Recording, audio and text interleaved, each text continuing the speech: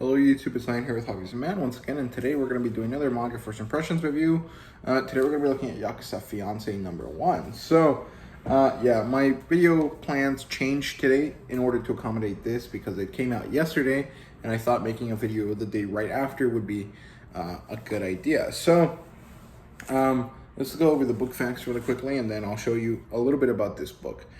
This is Yakuza Fiance, written by Asuka Konishi. I think the title is actually longer. It says Raise wa Taninga I. I don't know what that means, but there you go. It's written by Asuka Konishi, like I said. It's published by 7 Seas, as you guys can see right there. This is one of their taller and skinnier volumes. It only has about 150 pages.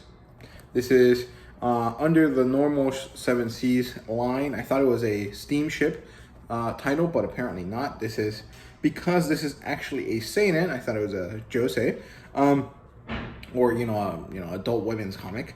And the genres here are crime and romantic drama, and it does not currently have an adaptation or any plans for it from what I was able to gather. Now, this is the Kinokuniya exclusive, so I also managed to get this Shikishi board right here. There you go. Looks really good. I like it. It kind of almost gives me like a zombie movie vibe, like Zombie Bride or something, but it's cool. I like it. I was not initially going to pick this up, and then I saw that it was a really interesting story, and I also saw that they had this, and Kinokuniya is like up the road from me, so I decided to go ahead and buy it. So yeah, Yakuza Fiance. This book is actually really beautiful. It has a matte finish on the white parts, but everything else, as you guys can see, is kind of shiny because it has a gloss varnish to it, I guess. So this has a different texture from this. This matte paper, though, kind of smudges a lot. So if you're reading this book and you get ink on your fingers from, pages having too much ink, and you touch the back of this, it kind of gets marred by that ink, but you can just rub it off. It's not that big a deal. So yeah, another interesting thing about this book is that the inside, the cover page here, or the inside of the cover, has this very beautiful pattern that continues onto the color page. And there's quite a few color pages. These black ones don't really very special, but the one after that is kind of nice. And these two are really, really good as well. And then there's one more here in the back. There you go. So yeah, this story is one where I need to read more of it before I decide if I want to keep it or not. Because last night I liked what I read, but I was also not sure because I like the concept and the style of the story, but I don't really like any of the characters yet. So I feel like, well, I do like one of them, but he's not a main character, so it doesn't really work for me. So it makes me a little bit curious to see if I'm going to enjoy this story, if I read more of it or not. But for now, the next volume is definitely going to be something I pick up. And I think it comes out sometime in February or March. So I'll definitely pick it up when it comes out. But yeah, the premise of the story is basically that there's these two grandchildren of different Yakuza families. She is from Osaka, I think, and he is from Tokyo. And so these two Yakuza families decide to arrange a marriage between their two children in order to ensure a peace treaty sort of thing. And so they send Yoshino, the girl, to Tokyo to develop a relationship with with Kirishima. Sorry, Some is the family from Osaka. Miyama is the Tokyo-based family, and Kirishima is the guy character, right? So, the thing is that Yoshino doesn't really want to do this, and she's not very happy with the outcome.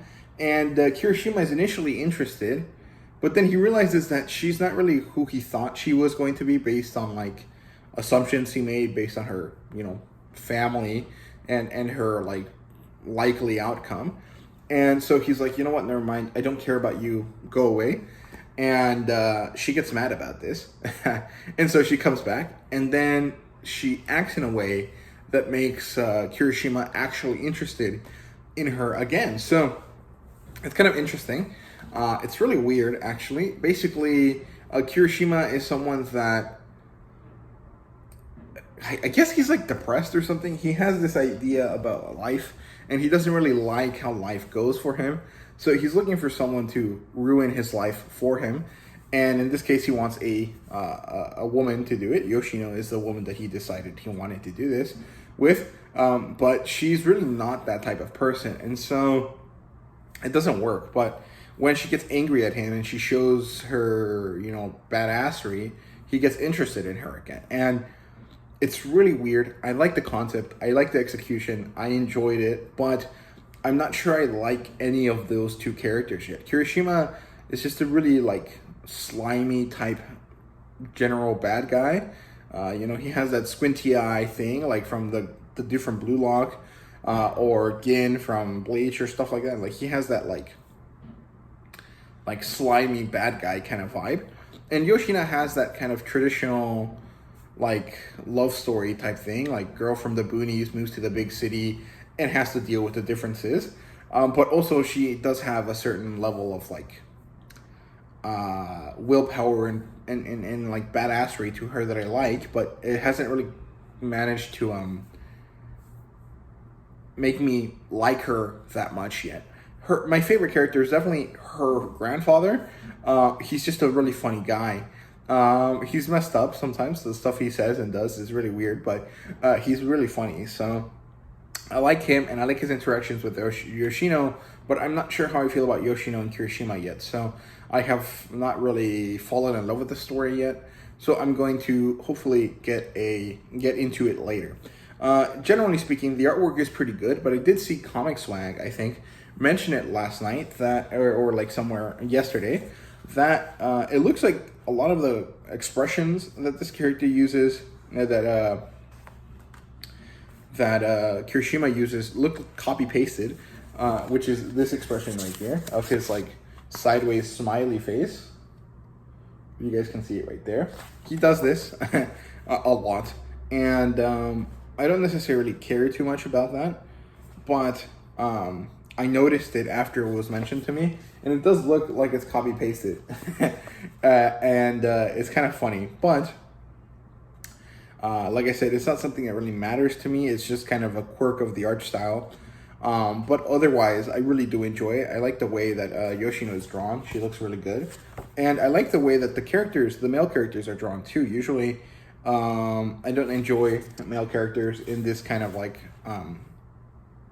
romance type series, but this one works, and it looks good, and yeah, not much else to say, honestly. It's pretty good. I like it.